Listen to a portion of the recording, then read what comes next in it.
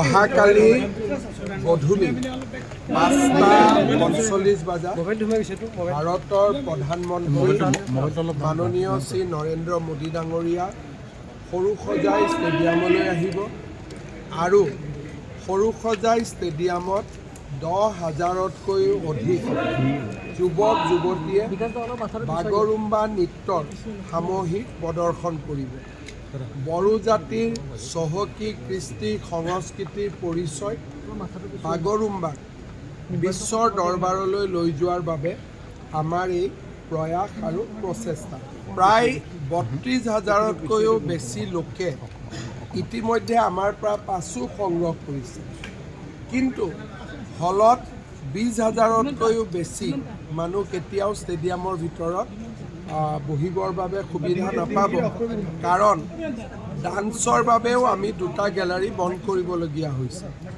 সেইকাৰণে অহাকালি য'ত প্ৰথমতে আহিব তেওঁলোকে সৰুসজাই ষ্টেডিয়ামৰ ভিতৰৰ পৰা চাব, আৰু যিসকলে অলপ দেৰিকৈ আহিব তেওঁলোকৰ বাবে আমি বেলেগ এটা হোল্ডিং এৰিয়া বনাইছোঁ, তাতে বহি তেওঁলোকে সমগ্ৰ নৃত্য উপভোগ কৰিব। মই সমগ্ৰ ৰাইজৰ সহযোগিতা কামনা কৰিছোঁ।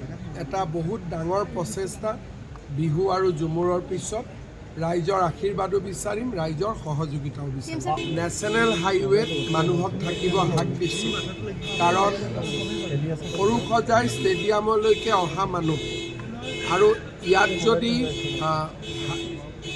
হাইৱেত ৰোড শ্ব'ৰ মানুহ আহে বহুত বেছি ট্ৰেফিক জাম হ'ব।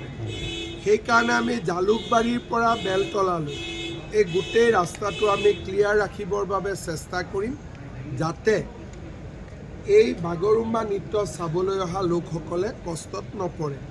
কিন্তু ভাৰতীয় জনতা পাৰ্টীয়ে বিমানবন্দৰৰ কাষত ধাৰাপুৰ ৰাজাৰাত প্ৰধানমন্ত্ৰী ডাঙৰীয়া আহিলে সদায় তেখেতক স্বাগতম জনায়।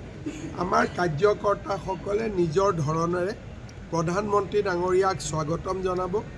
আমি আমাৰ পাৰ্টীক কৈছোঁ যে হাইৱেত নালাগে, আপোনালোকে এয়াৰপৰ্টৰ পৰা যিমান দূৰ পাৰে স্বাগতম কৰিব, কিন্তু হাইৱেটো কালি যাতে আমি খালী ৰাখোঁ।